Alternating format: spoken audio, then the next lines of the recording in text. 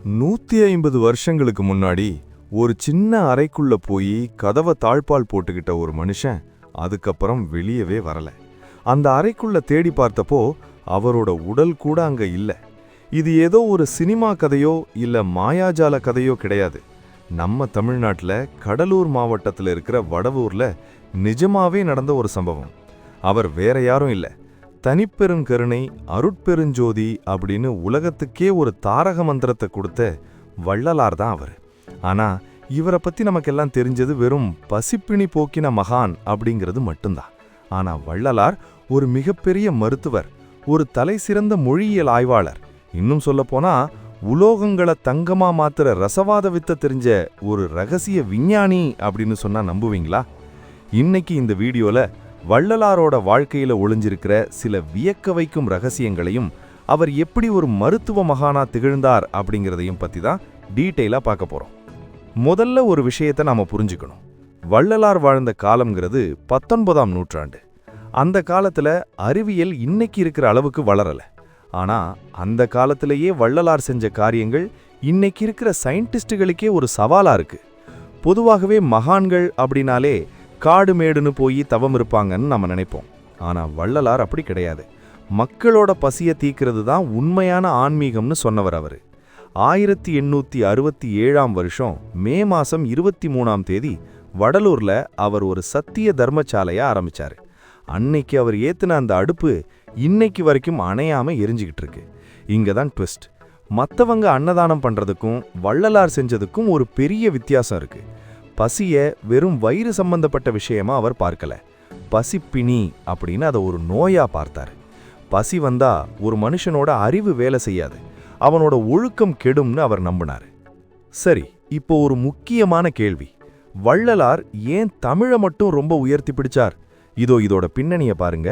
தமிழ் மொழியோட ஆற்றலை அவரை போல உணர்ந்தவங்க யாருமே இருக்க முடியாதுன்னே சொல்லலாம். அவர் தமிழை வெறும் ஒரு மொழியா பார்க்காம இயற்கை உண்மை சிறப்பியல் மொழி அப்படின்னு சொல்றாரு. இதுக்கு அவர் கொடுக்கிற விளக்கம் ரொம்பவே ஆச்சரியமானது. தமிழ் அப்படிங்கிற சொல்லுல இருக்கிற 3 எழுத்துக்களுக்கு அவர் ஒரு ரகசிய அர்த்தம் சொல்றாரு. த அப்படிங்கிற எழுத்து சிவரூப உண்மைன்னும், மீ அப்படிங்கிற எழுத்து ஜீவான்மாக்களுக்கான ஆன்ம ஆதாரம்னும், ழ அப்படிங்கிற எழுத்து மற்ற எல்லா மொழிகளையும் விட தமிழுக்கு இருக்கிற ஒரு தனித்துவமான சிறப்பு ஒலி அப்படின்னும் அவர் விளக்குறாரு. இதுல என்ன ஒரு விஷயம்னா, மற்ற மொழிகள்ல இருக்கிற உச்சரிப்புகளை விட தமிழ் உச்சரிப்பு ஒரு மனுஷனோட உடம்புல இருக்கிற நரம்பு மண்டலத்தை தூண்டும் அப்படின்னு அவர் நம்பினாரு. ஒரு முறை ஒரு பெரிய வித்வான் வள்ளலார் கிட்ட வராரு. திருவாசகத்தோட முதல் அகவலுக்கு பொருள் கேட்கிறாரு. வள்ளலார் அந்த முதல் எழுத்தான நா அப்படிங்கிற ஒரே ஒரு எழுத்தை பத்தி மட்டும் பேச ஆரம்பிக்கிறாரு. 1 மணி நேரம் இல்ல, 2 மணி நேரம் அந்த ஒரே ஒரு எழுத்தோட 64 லட்சணங்களை பத்தி அவர் விலாவாரியா பேசிட்டே போறாரு. அந்த வித்வான் அப்படியே மிரண்டு போயிட்டாரு. இதை கேட்கறதுக்கே எனக்கு தகுதி இல்லைன்னு சொல்லி காலை விழுந்துட்டு போயிட்டாரு அப்படின்னு வரலாற்று குறிப்புகள் சொல்லுது. சரி, இந்த இடத்துல நான் உங்களை ஒரு கேள்வி கேட்கிறேன். மொழியையும் ஆன்மீகத்தையும் இப்படி இணைச்சு பார்க்குற யாரையாவது நீங்க பார்த்திருக்கீங்களா? உங்களோட கருத்து என்னங்கிறத கமெண்ட்ல சொல்லுங்க. இப்போ வள்ளலாரோட அந்த ரகசியமான ரசவாத பக்கத்தை பத்தி பார்ப்போம். இரும்பு எப்படி தங்கமா மாறும்? இது சாத்தியமா? இத பத்தி சில ஊடகங்கள்ல அன்னைக்கே பெரிய பேச்சா இருந்தது. வள்ளலாருக்கு செம்பு, ஈயம், இரும்பு மாதிரியான சாதாரண உலோகங்களை தங்கமாகவும் வெள்ளியாகவும் மாத்திர அந்த அபூர்வமான ஆற்றல் இருந்திருக்கு. இதை அவர் பலமுறை செஞ்சும் காட்டியிருக்காரு. ஆனா இங்கேதான் ஒரு ஆச்சரியம். அப்படி அவர் செஞ்சு முடிச்ச கையோட அந்த தங்கத்தையும் அதை செய்யறதுக்காக அவர் சேகரிச்சு வச்சிருந்த மூலிகைகளையும் யாருக்கும் கிடைக்காத மாதிரி கிணத்துலையும் குளத்திலையும் தூக்கி எறிஞ்சிடுவாரு. ஏன்னா மனுஷங்களுக்கு தங்கம் மேல இருக்கிற பேராசை அவங்களோட ஆன்மீக தேடலை அழிச்சிடும்னு அவர் பயந்தாரு. ஆனா அவரோட சீடர் ஒருத்தர் வேம்பையர்னு பேரு, அவருக்கு ஒரு சின்ன ஆசை வந்துடுச்சு. வள்ளலார் யாருக்கும் தெரியாம செய்கிறப்போ அதை ஒழிஞ்சு இருந்து பார்த்து அதே மாதிரி தானும் செய்ய ஆரம்பிச்சாரு. ஆனா விளைவு ரொம்ப பயங்கரமா இருந்தது. வேம்பையர் அந்த ரசவாத வித்தையை முயற்சி பண்ணப்போ அவருக்கு திடீர்னு கண் பார்வை போயிடுச்சு. என்னென்னவோ மருந்து போட்டு பார்த்தோம், அவருக்கு பார்வை வரல. கடைசியில பயந்து போய் வள்ளலார்கிட்ட வந்து உண்மையை சொல்லி அழுது மன்னிப்பு கேட்கிறாரு. அப்போ வள்ளலார் ரொம்ப கோவப்படல. சிரிச்சுக்கிட்டே ஒரு சின்ன பாத்திரத்துல தண்ணி எடுத்து அவர் கண்ணில் தடவுறாரு. அடுத்த நிமிஷமே அவருக்கு பார்வை திரும்பி வந்துருச்சு. இதுல இருந்து என்ன தெரியுதுன்னா, அவர் வெறும் ஆன்மீகவாதி மட்டும் இல்ல, மூலிகைகளோட ரகசியங்களை கரைச்சு குடிச்ச ஒரு மருத்துவ மகான். சுமார் 485 மூலிகைகளை பத்தி அவர் ஆராய்ச்சி செஞ்சு அது எப்போ பூக்கும், அதுல என்னென்ன மருத்துவ குணம் இருக்குன்னு தெளிவா எழுதி வச்சிருக்காரு. இன்னைக்கு இருக்கிற சித்த மருத்துவ முறைக்கு வள்ளலாரோட குறிப்புகள் ஒரு பெரிய பொக்கிஷம். உறுதியா தெரிஞ்சது என்னன்னா, வள்ளலார் பசிப்பிணிய போக்குனதுக்கு பின்னாடி ஒரு பெரிய அறிவியலே இருக்கு. அவர் சொல்லிக் கொடுத்த கரிசலாங்கண்ணி பத்தி நீங்க கேள்விப்பட்டிருப்பீங்க. அத ஞானப்பச்சிலைன்னு சொல்லுவாரு. அது உடம்புல இருக்கிற கழிவுகளை மட்டும் இல்லாம மனசுல இருக்கிற குழப்பத்தையும் நீக்கும்னு அவர் நிரூபிச்சாரு. சரி, இப்போ இந்த 2026ஆம் வருஷத்துல நாம நின்னுட்டு யோசிச்சு பார்த்தா, வள்ளலார் சொன்ன பல விஷயங்கள் இன்னைக்கு இருக்கிற ஹெல்த்தி லைஃப் ஸ்டைல், ஆரோக்கியமான வாழ்வியல் கூட ஒத்து போகுது. அதிகமா சாப்பிடக்கூடாது, பசிச்சப்போ மட்டும்தான் சாப்பிடணும், அதுவும் தாவர உணவுகளை தான் சாப்பிடணும்னு அவர் சொன்னது எல்லாமே இன்னைக்கு உலகமே விரும்பி ஏத்துக்கிற ஒரு விஷயமா இருக்கு. ஆனா வள்ளலாரோட வாழ்க்கையில ரொம்ப மர்மமான, இன்னும் பல பேரால விவாதிக்கப்படுற ஒரு விஷயம் அவரோட அந்த முடிவு தான். 1874ஆம் வருஷம் ஜனவரி மாசம் 30ஆம் தேதி, அதாவது சரியா 152 வருஷங்களுக்கு முன்னாடி இதே நாள்ல தான் அந்த ஒரு சம்பவம் நடந்துச்சு. அன்னைக்கு ஒரு வெள்ளிக்கிழமை, பூச நட்சத்திரம். வடலூர்ல இருக்கிற அவரோட அறையிலிருந்து வெளியே வந்த வள்ளலார் அங்க இருந்த அன்பர்கள் கிட்ட கடைசியா ஒரு விஷயம் சொல்றாரு. நான் இப்போ இந்த அறைக்குள்ள போய் கதவை பூட்டிக்க போறேன். நான் உள்ள போய் உடம்ப மறைச்சிக்க போறேன். நீங்க எல்லாரும் அருட்பெரும் ஜோதி ஆண்டவரை வழிபட்டு சந்தோஷமா இருங்க அப்படின்னு சொல்லிட்டு உள்ள போறாரு. இரவு சரியா 12 மணிக்கு அவர் கதவை தாழ்பாள் போட்டுக்கிறாரு.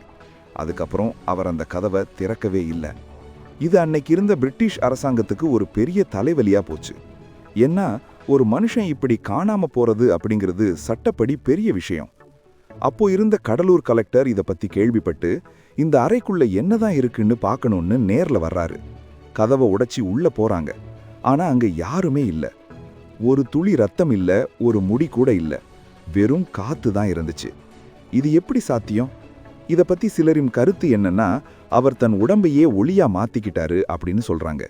இதத்தான் ஒளி தேகம், பாடி ஆஃப் லைட் அப்படின்னு சொல்றாங்க. ஆன்மீக ரீதியா பார்த்தா இது ஒரு பெரிய சாதனை. ஆனா ஒரு ஆய்வாளரா யோசிச்சு பார்த்தா, ஒரு மனுஷன் எப்படி திடீர்னு மறைஞ்சு போக முடியும்? இந்த மர்மம் இன்னைக்கு வரைக்கும் யாராலையும் உடைக்கப்பட முடியல. ஆனா அன்னைக்கு நடந்த அந்த விஷயம் ஒரு அதிகாரப்பூர்வமான ஆவணமா பதிவு செய்யப்பட்டிருக்கு. வள்ளலார் வாழ்ந்த அந்த வாழ்க்கை முழுசுமே ஒரு பாடம். அவர் எதையுமே கண்மூடித்தனமா நம்ப சொல்லல. கண்களை மூடிக்கொண்டு எதையும் பார்க்காதே, பகுத்தறிவோடு சிந்தி அப்படின்னு தான் சொன்னார். ஆனா இன்னைக்கு பல பேர் அவரை வெறும் சாமி சிலையா மட்டும்தான் பார்க்கறாங்க. அவர் செஞ்ச அந்த சமூக சீர்திருத்தங்கள், ஜாதி மதங்களுக்கு எதிராக அவர் எடுத்த அந்த கடுமையான முடிவுகள், இதெல்லாம் இன்னைக்கு இருக்கிற தலைமுறைக்கு ரொம்ப அவசியம். எல்லா உயிர்களும் இன்புற்றிருக்க நினைப்பதுவே அல்லாமல் வேறொன்று அறியேன் பராபரமே, இதுதான் அவரோட கொள்கை. ஒரு சின்ன செடி வாடினா கூட அவர் மனசு வாடிடும். வாடிய பயிரை கண்டபோதெல்லாம் வாடினேன் அப்படின்னு அவர் சொன்னது வெறும் பயிரை பத்தி மட்டும் இல்ல, வறுமையால வாடுற ஒவ்வொரு மனுஷனை பத்தியும் தான். இப்போ இதோட பின்னணியை இன்னும் கொஞ்சம் ஆழமா பார்ப்போம். வள்ளலார் ஏத்துன அந்த ஜோதி தத்துவம் என்ன சொல்லுது? கடவுள்ங்கிறவரு உருவமா இல்லாம ஒளியா இருக்காருன்னு சொன்னாரு. இதுக்கு பின்னாடி ஒரு அறிவியல் காரணம் இருக்குன்னு சில ஆராய்ச்சியாளர்கள் சொல்றாங்க. ஒளியானது எங்கும் நிறைஞ்சது, அதுக்கு அழிவே கிடையாது. அதே மாதிரி தான் நம்மளோட ஆன்மாவும் அப்படின்னு அவர் புரிய வச்சாரு. இங்கேதான் இன்னொரு விஷயம். வள்ளலார் தன்னோட காலத்துல பல புத்தகங்களை எழுதியிருக்காரு. அதுல திருவருட்பா ரொம்ப முக்கியமானது. ஆனா அந்த காலத்துல இருந்த சில பழமைவாதிகள் இந்த புத்தகத்துக்கு ரொம்ப எதிர்ப்பு தெரிவிச்சாரு. ஆனா வள்ளலார் எதை பத்தியும் கவலைப்படல. தன்னோட கருத்துல அவர் ரொம்ப உறுதியா இருந்தாரு. சரி, வள்ளலாரோட மருத்துவ குறிப்புகளை பத்தி இன்னும் கொஞ்சம் விரிவா பேசுவோம். ஏன்னா அதுதான் இன்னைக்கு இருக்கிற இளைய தலைமுறைக்கு ரொம்ப தேவையானது. அவர் சொன்ன 485 மூலிகைகள்ல பல இன்னைக்கு அழிஞ்சு போற நிலைமையில் இருக்கு. ஆனா அவர் ஒவ்வொரு மூலிகைக்கும் கொடுத்த விளக்கம் ரொம்ப துல்லியமானது. உதாரணமா ஒரு குறிப்பிட்ட மூலிகையை எப்படி பக்குவப்படுத்தணும், அதை எந்த நேரத்துல பறிக்கணும்னு கூட அவர் சொல்லியிருக்காரு. அவர் ஒரு முறை சொன்னாராம், உலகத்துல இருக்கிற அத்தனை பிணிகளுக்கும் மருந்து இந்த மண்ணிலேயே இருக்கு, அதை கண்டுபிடிக்கிற அறிவு தான் நமக்கு வேணும் அப்படின்னு. இதுதான் ஒரு உண்மையான மருத்துவரோட அடையாளம். அவர் ஒரு காலத்துல பிளேக் நோய் பரவனப்ப கூட தன்னோட மருத்துவ அறிவால பல பேரை காப்பாத்தினதா சில குறிப்புகள் சொல்லுது. இப்போ இருக்கிற நிலைமையில நாம வள்ளலார்கிட்ட இருந்து கத்துக்க வேண்டிய மிக முக்கியமான விஷயம் ஜீவ காருண்யம், அதாவது மத்த உயிர்கள் மேல அன்பு செலுத்துறது.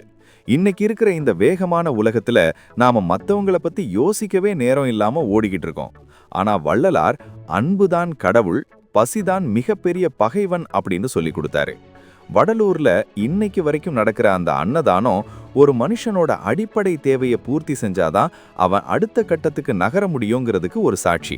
அந்த தர்மசாலையில ஜாதி, மதம், ஏழை, பணக்காரன் அப்படின்னு எந்த பாகுபாடும் கிடையாது. யாரு வந்தாலும் அவங்களுக்கு சாப்பாடு கிடைக்கும். இதுதான் வள்ளலார் கனவு கண்ட அந்த சமத்துவ உலகம். ஒரு சில ஊடகங்கள் தெரிவிப்பது என்னன்னா, வள்ளலார் மறைஞ்சு போகல, அவர் வேறொரு பரிமாணத்துக்கு போயிட்டாரு அப்படின்னு சொல்றாங்க. ஆனா அதிகாரப்பூர்வமான அரசு அறிக்கைகள் அன்னைக்கு என்ன சொல்லுச்சுன்னா, இராமலிங்க அடிகளார் அந்த அறைக்குள் சென்றார், பிறகு அவரை காணவில்லை அப்படிங்கிறது தான் அந்த டைரி குறிப்புல இருக்கு. இந்த ஒரு மர்மம் தான் வள்ளலார பத்தி இன்னும் அதிகமா பேச வைக்குது.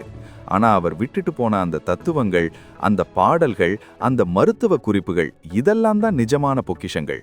2026ல நாம இருக்கும்போது இயற்கை விவசாயம், மூலிகை மருத்துவம்னு தேடி ஓடுறோம்ல, இதெல்லாம் 150 வருஷத்துக்கு முன்னாடியே வள்ளலார் நமக்கு சொல்லி கொடுத்ததுதான்.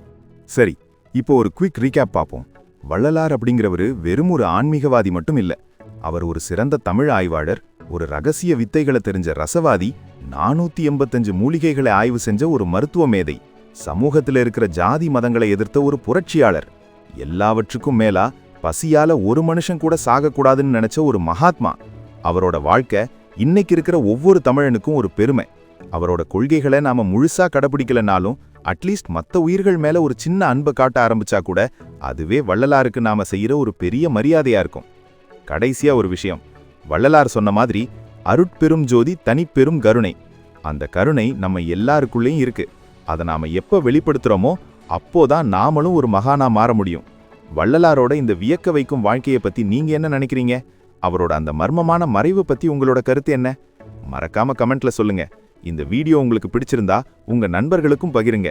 ஏன்னா நம்ம மண்ணோட பெருமையையும் நம்ம மகான்களோட அறிவியலையும் உலகத்துக்கு கொண்டு போய் சேர்க்க வேண்டியது நம்மளோட கடமை. அடுத்த ஒரு வீடியோல இன்னும் ஒரு சுவாரஸ்யமான தகவலோட உங்களை சந்திக்கிறேன். நன்றி.